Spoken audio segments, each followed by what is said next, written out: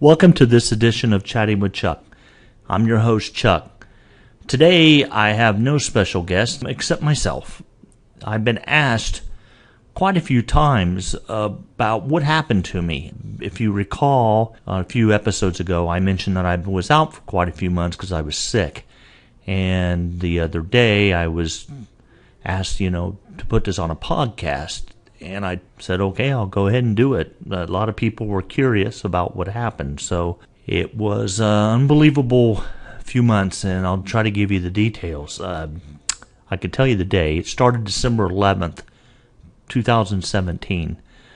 I was that night in bed, and I woke up not feeling too good. I went in the bathroom, and I did get sick. I can remember 3 times, actually. And I went back to bed, climbed back in bed, thinking I just had the bug or a flu or something like that. And I went to work the next morning and still didn't feel that good. And I noticed every day I started getting a little worse and a little worse. And I got to the point where I was having trouble even with balance, standing. And that Friday at work, I had a coworker help me to my desk, and I couldn't even hardly walk, so I decided to head home. And I went home, and Saturday I had lost all function of the right side of my body and the left side of my face. I was taken in the emergency room, and they first evaluated me as having a stroke, and they sent me to rehab for a day, and they did some testing, and I had hardly no function on my right side. So a few days later I came back to rehab, and it had gotten worse. So they sent me back to the emergency room. This was all before Christmas. And they said I had a stroke again. But the doctor in the emergency room said, but let's just have you double check. So they called a neurology department at a different hospital, a bigger hospital with a lot more technology. And they just told me to come up by ambulance. So they brought me to the hospital, and they brought me in, and the next morning, I believe it was a Saturday, the 23rd of December. They diagnosed me, they did an MRI, and they diagnosed me with inoperable brain cancer, and they gave me 5 months to live. So they sent me home so I could have Christmas with my family, and they were getting ready to start radiation and chemotherapy on me the following week. I was going to be all set up for it. So that went... the holidays were kind of a blur for me. I couldn't move. I couldn't do nothing except lay on the couch, and my wife laid on the floor and took care of me. Her office fortunately let her have some time off, and of course I couldn't go to work. And the following week I went to the hospital. I actually collapsed a couple times. I thought I had passed away once or twice. I collapsed a couple times, but I did make it to the hospital, and they fitted me with a mask for my face because the radiation would be on my, my head. And they were just buying me time is all they were doing. And I went back home, and this is where it gets kind of, I don't know how you're going to take this, but I'll explain what happened. It made me a different man. I was laying on the couch. It's December 27th, and I woke up and I was surrounded by white light. I can still see it, and this white light was circling around me, and it started to move away out of the room. And I remember thinking, it was at Christmas lights, and I tried looking around, seeing, and it was middle of the night. There was no Christmas lights, and I live way out in the country, and these lights just disappeared, and I fell asleep. And in my sleep, I was standing in a desert. Like a desert, with sand, I could tell you that. And I was surrounded by mobs of people, and every single one of them walked up to me and said, do you want to live? And I kept saying, yes, I do. And then another person would come up and say, do you want to live? And I'd say, yes, I do. And this went on. It seemed like just for hundreds of people it went on. And then this image appeared to my right, and I couldn't see it, and I couldn't turn to see it. But I could tell it was there because I could see it out of my peripheral vision, just like a slight image to my right. And coming towards me was this huge snake with its mouth open, like it was going to bite me. And this snake leaped, and I grabbed it by its neck. And I looked at it, and I said, not today. And I threw that snake out into the sand. And it turned around and went the other way. At that moment, the image disappeared, and I woke up. And I remember laying there thinking, what was this all about? The next day, December 28th, I'm laying on the couch. My wife is laying next to me. My arm is around her. And I felt my thumb wiggle. And she did too. And she jumped up. And she actually videotaped it. Unfortunately, her phone crashed later on, and we lost a lot of stuff. But she did videotape it. And I told her, I said, "What? My thumb was moving." So she took me. So we went, on January 2nd, we had a visit to the doctor anyway because I was starting radiation. So the doctor decided to see me first versus having radiation first, which was different. He saw me. We talked. And we showed my thumb was moving. And I was in a wheelchair, of course. So he said, well, it ain't going to hurt to do another MRI one more day if we can get you in within 24 hours. So meanwhile, he asked me if I'm having any cramping in my legs, and I said yes. And he sent me out to have some tests done for blood clotting, and sure enough, my whole leg, my right leg, was infested with blood clots, and they were in my chest. And he couldn't believe that I was not having trouble breathing. He thought I should have at least had trouble breathing. So they immediately made him into the hospital, put me on heparin, start getting rid of blood clots. So the next day, which would be January 3rd, they did another MRI. And I was supposed to come right from the MRI right to radiation and then back to my room where my wife and my sister was standing. You know, in the middle of all this, a whole other story is my parents are real sick. Matter of fact, the day this happened to me, my father came home from the hospital.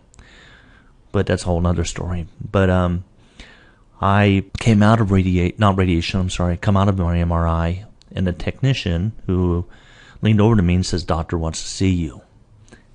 And I'm like, well, ain't I supposed to go to radiation? He says, I'm not the doctor, and I'm not supposed to be telling you this, but your whatever is in your head is shrunk by half, so it can't be cancer.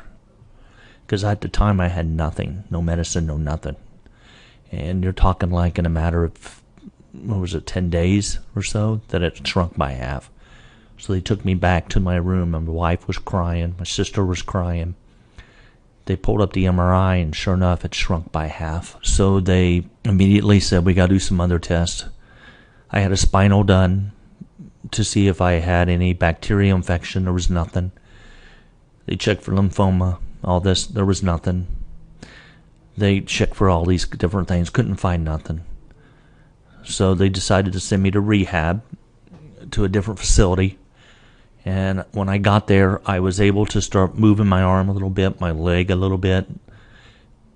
And I was in rehab until January 16th.